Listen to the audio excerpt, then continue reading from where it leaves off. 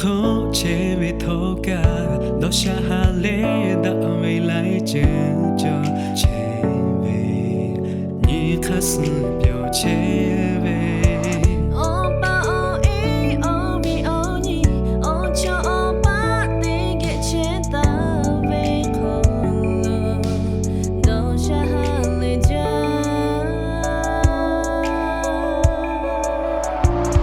cho ye kholo ngàn li ngà hey tha tha vi phasa gan ngà cho che kho lệ thai ve kho tha chu lệ na ga tu ma la ve ngà na la su tha ya mi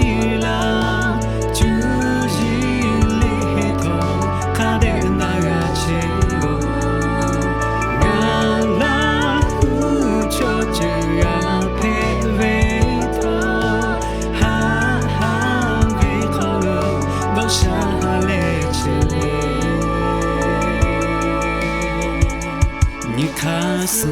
界。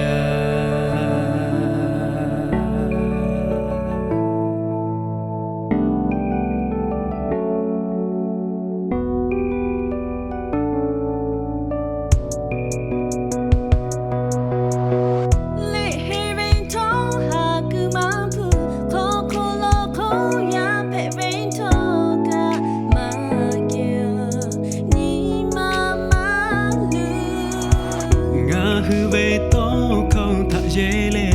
ngã hư về cho ly thả hạ xa về khổ lù gu sơ chư cài chén về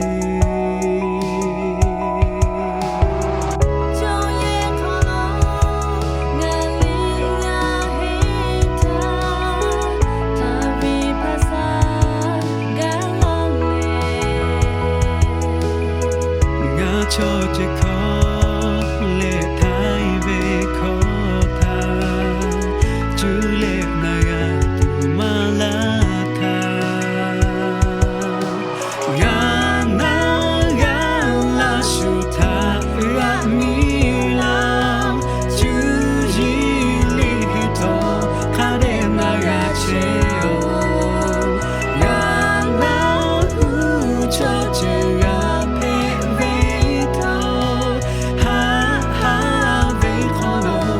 xa hà lệ chân lệ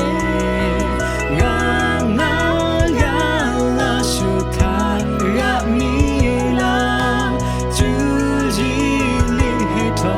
kha de na ga che yo ngà la hu cho chữ ga pe ve to ha ve khono do xa hà lệ chân lệ你看世界。